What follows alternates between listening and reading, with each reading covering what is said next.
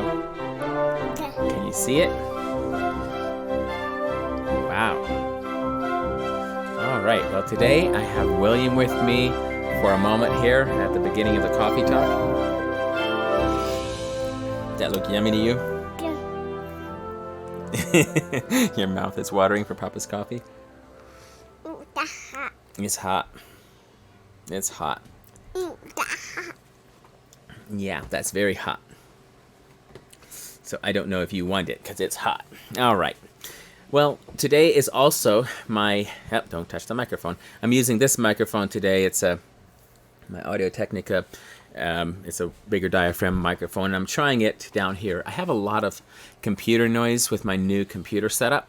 And so I keep trying to find ways. And I can use the lapel mic that I have, but I have to run it into a receiver. And anyway, it's just easier to plug into a direct mic.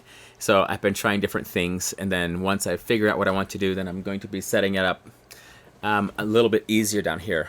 Right now I'm just using a mic stand on the floor, but I'd love to have a mic stand that I can actually use. Uh-oh, what did you see? Uh-oh, William is headed down to find something that he saw.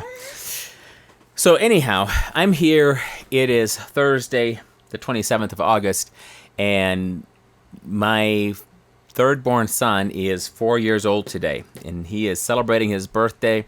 Here is the announcement from a couple years ago when he was born. We had this announcement of Hudson Taylor Graber. He is now 4 years old, and as a 4-year-old, he is super excited about all the things about growing up, except for one. There's one of the growing up things that he isn't quite ready for, and that is, at our house, you can have a pacifier until you're 4 years old. After you're 4 years old, then you have to put your pacifier away. You can still have your night-night, your blanket, but you can't have a pacifier anymore. And so he is not sure about that part of it. All right, William, I think you need to run upstairs, okay? Go upstairs, go find Mommy, okay?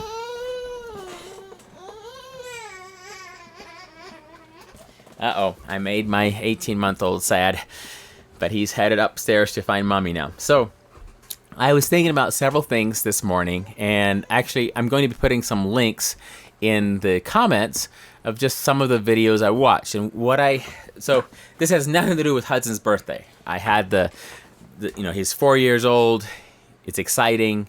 They're planning a birthday party for them this afternoon. They're planning a tug of war, and they're wanting me to go out and take on all of the children in a tug of war. And I don't know what I think about that. So I'll have to report back on whether I win or lose, because it could go either way. She told me who all was invited, who all the children were that were going to be at Hudson's party, and hopefully I can make it, but I don't know. I'm a little concerned that I won't have enough strength to actually win a tug of war against all of them. But, if they win, then they win on Hudson's birthday. So that'll be fine. And also, check out, I've got this hair going on.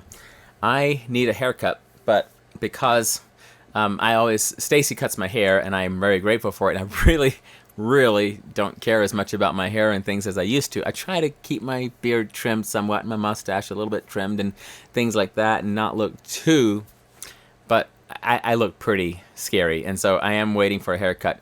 I just haven't made apparently at our house there's an 8 o'clock cutoff in the evening. If I ask for a haircut after 8, it's not happening. So I have to make sure that I ask for one after supper before 8. So I'm going to be trying for that tonight to see if I can make that happen.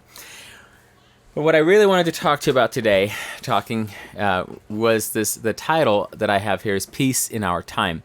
And for some of you, if you are familiar with World War II history, you know that this is a famous line that is attributed to the Prime Minister of Britain at the time, Neville Chamberlain. And so Prime Minister Chamberlain, what we remember about him the most right now is that he went, when Hitler wanted to take over Czechoslovakia and some of the other low-lying lands there, Chamberlain went over, talked with Hitler, and basically was like, okay, you can have part of Czechoslovakia, but just leave us alone. And so there is a speech that he makes where he comes back and says, here on this paper is both Herr Hitler and my own signature saying that there will never be war between Germany and Britain again in our time. And now this, of course, happens right before one of the biggest wars of the last century. And so his memory, the way we remember Chamberlain, is often that he was a peace at all costs, or peace in our time, and that he was weak. And so I was actually talking with Stacy about this morning, just because history always shows up in my blood. I am always having conversations about history. And so I was just talking about this guy, here at the beginning, when Hitler was going everywhere and beginning his aggression, here's Chamberlain saying, let's make peace with Hitler. And I thought, well, there's several things I was thinking about. But first, before I share some conclusions that I come to when I look at history, I just wanted to say, and I'm going to put this in the comments, there's a video from the news agency that gives the speech that I'm talking about. And he doesn't actually quite say there will be peace in our time. He just says that Hitler and I signed this agreement and we're not going to war with Germany. And then from there, on that day, he had gone and had spoken with the king. And then from there, he had gone back to his offices. And what he did that most of us don't always realize is he went immediately and upped the production in all the factories and began building war planes and everything they needed for war. So from talking with Hitler, he came home and he told the people, told everyone there's going to be peace in our time. But there was something that had disturbed him when he was talking with Hitler, and it was this. Hitler didn't seem to remember World War I as something horrible. Hitler wanted war. And for Prime Minister Chamberlain, coming from Britain, though everybody in Britain remembered the war, and they didn't want another one. And so it was unsettling enough to Chamberlain what was going on that he went home and they started building more war infrastructure. And here's where historians get into all kinds of arguments. According to some historians, the German generals were so horrified at what Hitler was proposing that at this point, if Britain would have stood up and said, no, you will not take any of Czechoslovakia, you will stay home and you will stay within your borders, that there would have been a coup attempt from within from the generals at the time that could have potentially upset Hitler. It's toppled Hitler. This is a historian battle. I am not well versed on it, so I don't want to weigh in on it one way or another. I just want to put it out there. Second, another thing that historians, that the public often doesn't remember, is that once Chamberlain got on this track of he was building up the country and preparing, he actually made a few speeches saying, now if some of you are being called up to active duty, or this is not truly war, we are just manning all of our guards and everything. We're making sure that we're prepared, that we're protecting ourselves. And so he is actually taking active steps toward preparing Britain for war while talking about peace. Then, eventually, there was another time when there was an agreement that had been made concerning Poland. And on a particular day, when it was clear that Germany was wanting to invade Poland, Chamberlain they had actually sent a letter to Hitler saying, you should not enter Poland, if you need to withdraw now. And if you don't withdraw, then consider that to be a declaration of war between Britain and Germany. Well, Hitler did not withdraw. That was not his plan. And so Chamberlain had to declare war on Germany after having said that there would be peace. And so in the aftermath of what was happening, because he didn't fully understand what the people were thinking in Britain, there were speeches made by other people, his opponents in the British Parliament, and so his public opinion of Chamberlain was going down fast, and there was a real struggle, and he could almost not keep his government together. However, he did win. He had enough people. He could have kept the government together. This is my understanding of it. There are historians out there that can tell you all the details. I'm giving you a quick overview. But he looked at it and saying, with the way the government is set up right now, we're going to be so much at war within ourselves that it's going to be hard for us to be at war with Germany. It would be better if someone else, like Winston Churchill, actually led so that there would be more unity. So he resigned. And this is the part I didn't know. Winston Churchill kept Chamberlain in his cabinet and used him because he had been working for so long in the government. He kept him as a valuable resource, but he died 6 months later from cancer. And so there's a lot of stuff that I didn't know about Chamberlain, that just this morning I was doing a little bit of a crash course of history, and one of the links down below is going to be a short, like a documentary, talking beyond the words that he said over there. So we think of Neville Chamberlain about concerning Munich and what happened that day. And so in this one, it's called Neville Chamberlain Beyond Munich, The Real Story. And it's about 17 minutes long. You'll be able to watch it. I watched it. I thought it was just a great overview. So there's that. But what happened is, so there's other pieces of the war, and I just want to briefly touch on this. From the time Britain openly declared war on Germany, Poland wasn't able to be rescued. So Poland became this horrible place of much slaughter during World War II. Going back to the original thing with Czechoslovakia, because what had happened was the agreement was the Anglos German agreement, whatever it was that Hitler and Chamberlain were signing, had allowed some access to Czechoslovakia, but Hitler took it all eventually, and Britain did nothing, France did nothing, nobody else did anything, and they watched it all be taken. And so the Czechoslovakian people to this day, they will look at someone like the Prime Minister Chamberlain and say he is a traitor, he betrayed us. He basically used us as playing pieces to try to keep peace back home. So all of this little bit of World War II history, because I wanted to share some thoughts I've been having about peace, thoughts I've been having about what is happening in the world today. If you have a goal in your life of wanting to be at peace, it is possible that you will do a peace at all costs. And so what that means is you will try to only do things that you think will lead to peace. And so you'll always try to keep the peace. You try to keep the peace. And what you're missing is the reality that there is a greater peace. So I wanted to share something with you. In Luke 14, talking about following Jesus, this is Jesus speaking about the kingdom, what it means to follow him. He talks about the cost of discipleship, and he gives this account. He says right here, if anyone comes to me, does not hate his father and mother, wife and children, brothers and sisters, yes, and his own life also, he cannot be my disciple. And whoever does, and we always say that, okay, so for the hate, he means in comparison. We're not actually hating our parents. It's just that in comparison, we say all these things, and we kind of get stuck on that thing. I want to go past that and go down and say, what is he talking about? He says, whoever does not bear his cross, come after me, cannot be my disciple.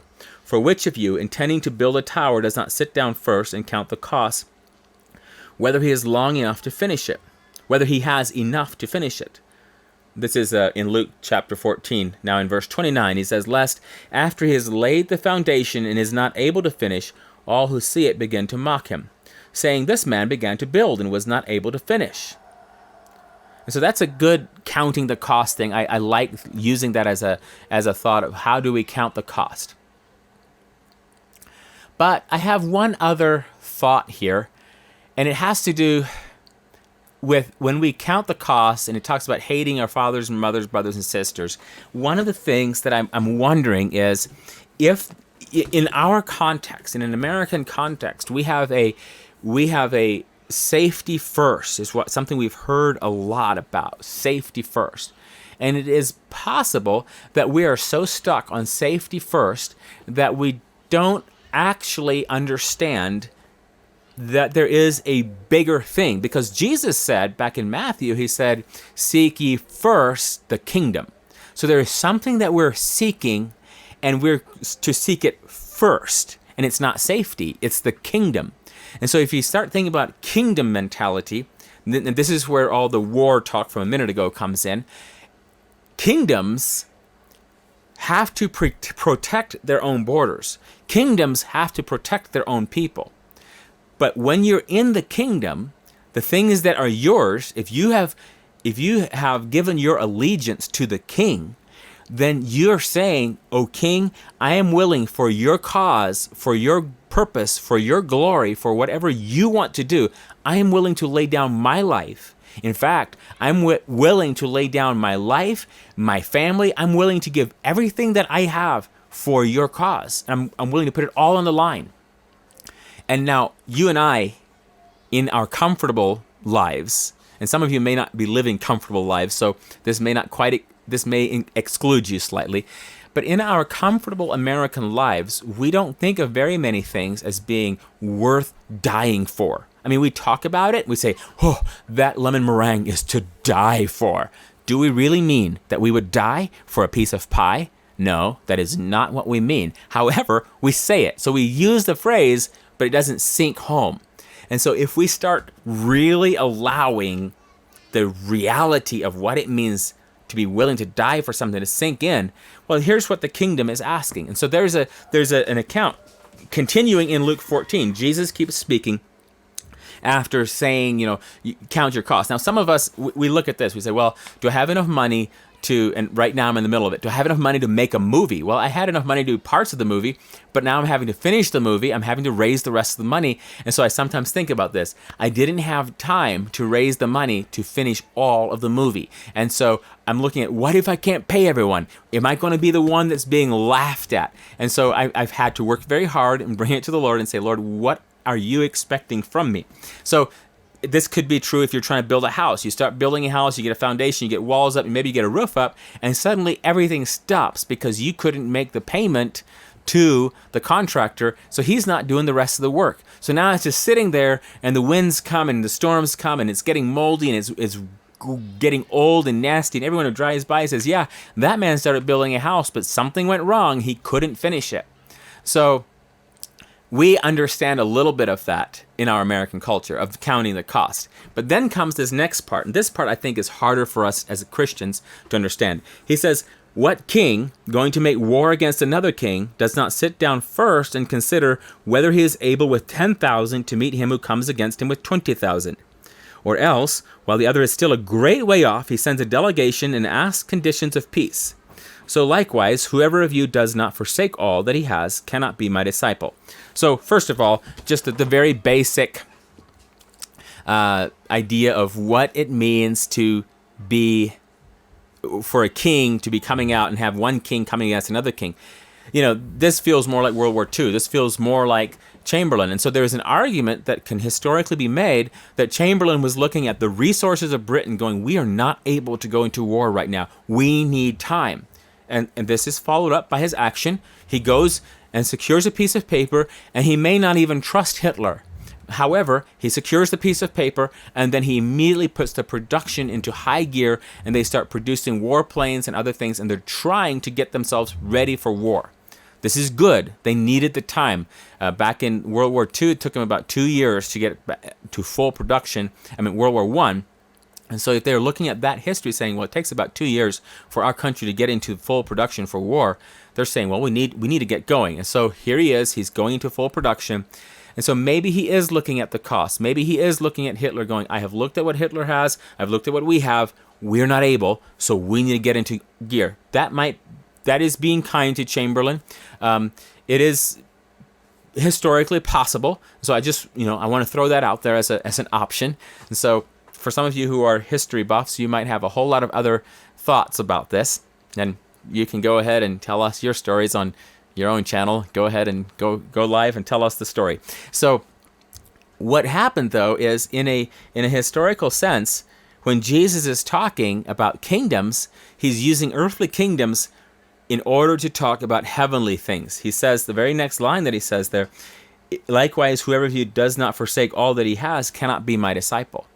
And so the picture, when we truly understand it, is here is Jesus Christ, the high King of heaven, King of kings, Lord of lords. He's coming.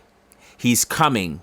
He's coming, and when he's coming, if we're standing in our own strength, if we're standing still lost in sin, and we look around us and we say, I do not have what it takes to win against the Creator God. I do not have. Even Lucifer himself, Satan himself, he takes a third of the angels and he comes up against Jesus Christ, King of Kings and Lord of Lords. He loses. I am not even close to Lucifer. I don't have those kinds of power in the spiritual realm. I don't know what's going on. As a sinner, that's where I was. And so when I saw Jesus coming, I had to, he says, ask, what are the conditions of peace? So what were the conditions of peace that came back? The conditions of peace that Jesus sends to us is absolute surrender. If you're not willing to forsake everything, all that you have, you cannot be my disciple. So when I became a disciple of Jesus, I was saying, I'm willing to forsake everything. I'm willing to lay everything on the line because one thing is necessary, and that is I want to have peace with this King that is coming from heaven. And so this is my understanding of the gospel. I now have peace with that King. So here's now what happens after this. And here's where it gets a little interesting. I have now other kingdoms. And it might be an American kingdom. It might be a church kingdom. It might be a comfort kingdom. It might be a food kingdom. It might be the kingdom of Satan. All these other kingdoms come. The flesh kingdom, the Joseph Graber kingdom. All of these come and they're in opposition to Jesus Christ. And they come to me and they ask me to submit to them.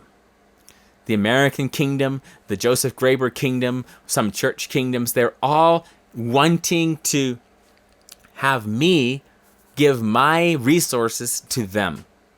But I've already submitted to Jesus Christ. So I've already given my peace to Jesus.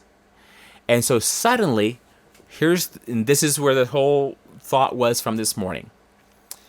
I am willing to go through times where I am not at peace with the world, where I'm not at peace with the flesh, where I'm not at peace with the devil, where I'm not at peace with other government entities because I first chose my peace with the King of Kings. And so for me, peace in our time doesn't mean that I expect things to be easy and to be fun all the time. I love coffee. And, I love coffee shops. I like making coffee. I like drinking coffee. But the reality is that as much as I love coffee, I cannot always be drinking it. And it is not the most important thing. Joseph Graber's life purpose is not seek ye first a good cup of coffee and then follow Jesus. My life purpose is seek ye first the kingdom. And if coffee is given to me, I will thank the Lord for it. But I have to keep my perspective straight. And I have a real concern that at times we are more concerned about safety or comfort or good coffee, and we're willing to ignore what's happening. And this is where the picture comes in. Chamberlain saw that Hitler wasn't keeping his word and was actually pushing farther into Czechoslovakia and taking all of it. He saw this, or the Slovakian, I might be using the wrong terms for what the countries were called at that time. Chamberlain saw that and did nothing. The prime minister over in France saw it and did nothing. The world watched and did nothing. But later, they said, okay, we've got to do something now. And you'll see this over and over again. People get pushed into a corner. We get pushed into a corner. Things are going, we're like, well, that's not really right. That's not really right. And then we get pushed into a corner, and the question is, what are you going to do? And suddenly, you'll see someone rise up out of seemingly sleepiness or stupor or drunkenness or whatever, and they rise up and they take real strong positions, and the fight has been brought home. And so what I'm wanting to do for myself and what I'm wanting to challenge you with is, don't wait until the wolf is at your door. Go ahead, stand up now. Take that white flag of surrender. I don't have one. I think I'm going to get me a white flag of surrender. And I want to give it to Jesus. I'm surrendering to him first, That's the main peace I care about. I want peace with Christ. I want peace with the King of Heaven. I want peace with the Creator God. When I have peace with God, then I will gauge all the other kingdoms and all the other attacks, and maybe or maybe not, I'll have peace with them. I will probably, for the rest of my life on earth, have a bit of an uneasy peace with my body, because my body is asking for things. My body, you know that I crave chocolate sometimes, like not a little, a lot. I love sweet things. I love all kinds of stuff where if I eat everything that I want, it's not good for me. I feel bad, but my body still craves it. My flesh craves it. My flesh craves other things. One of the biggest shocks in my life was after I was married. I discovered that now that I had a legitimate outlet for my sexual drives, I still had these wicked cravings that would show up. I'm like, wait a minute, I thought I could just get married and take care of this. No, for the rest of my life, I'm going to be denying the flesh. There will be no peace made with this flesh, because the flesh, as it says in the Bible, our heart is deceitful above all things and desperately wicked. The flesh will lie to you. The world will lie to you. The devil will lie to you. In the same way that Hitler was lying to Chamberlain, that's the way the enemy works. He'll lie and say, hey, you want peace? I got peace for you. But you know who doesn't lie to you? The truth doesn't lie. Jesus Christ said, I am the way, the truth, and the life. He doesn't lie. And when he says there's peace available with him, he means that there is peace available between us, and he can tear down that middle wall that was separating us from God, and we can have peace with God. And when we have peace with God, we can stand in the storm, we can stand in whatever battles are brought to us, and we can stand. We are not going to crumble because we have peace with the King of Kings, and his Spirit is living inside of us. So I'm not looking for peace with the world. I'm not expecting that my flesh will ever be 100% sanctified here on earth. I'm going to be denying my flesh till the day I die. I'm going to be trying to win people and snatch them out of the fire of the world and the flesh and the devil till the day I die.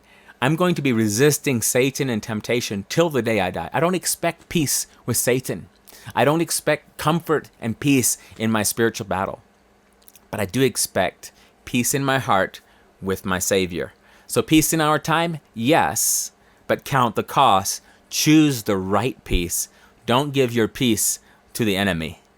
And that is what I get out of the whole Chamberlain story, is that in some ways he was giving his peace to the wrong person. He wasn't understanding who he was getting in with. And the Hitlers of the world, the Satans of the world, our own flesh of the world, we should never be at peace with them. We should always stand our guard and be willing to die for our King. And we should always make sure that we give our peace only to that one who is deserving of it. So that is my thought for today. You might have other battles you're fighting, but make sure that first you look at the King that's coming and you make peace with him. And what are his conditions for peace? Absolute surrender to Jesus Christ. Surrender to him, you can have peace with him. And the rest of the world, you don't really need to have peace with them. You can have, that is not the most important thing. And so I just wanted to encourage you, make peace with Christ your preeminent concern. And then don't be concerned if the strife picks up in the world and you're having to fight the battles against the world, the flesh, and the devil. Welcome to the kingdom of heaven. Be strong. Stand in him. Watch him work. It's awesome. I love being a child of the King. Until next time, I'll talk to you then, and choose your peace carefully.